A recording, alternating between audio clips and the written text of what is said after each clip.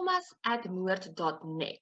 The Robinson family. Now we're going to discuss what we know about the Robinson family up to Hoofstuk 10.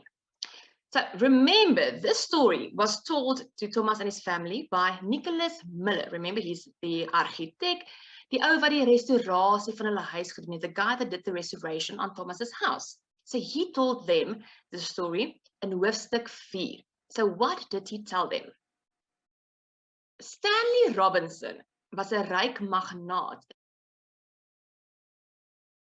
He lived in England. Stanley, his 3 daughters, an oppasser and a butler, they arrived in Cape Town, but there was no wife. So immediately the story started to spread about his wife, but vermoor is, she was murdered in England.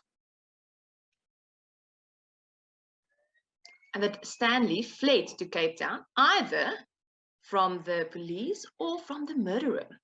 So he started to build this beautiful Victorian house, and it took the builders 5 years to build this house. So one evening, he wasn't at home. He was in die Transvaal vir besigheid. That evening, his daughter, Sarah Beth, she was 16 years old, she was murdered. How was she murdered? Sy is verwrig, means strangled. Then, op 'n geborduurde kussing, her cut-off hand, haar hand, was found with a goue muntstuk, a gold coin in that hand. And all of this happened in die zolderkamer. So this is the room where Thomas now stays in.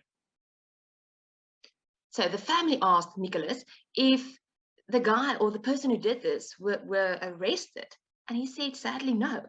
However, daar was 2 theories people had.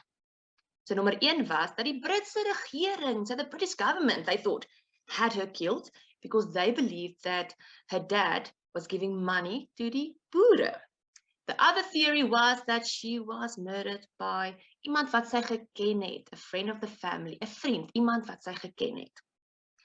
Later, a navorser, someone doing research, he started to look into the story about Sarah Beth. He found it very interesting.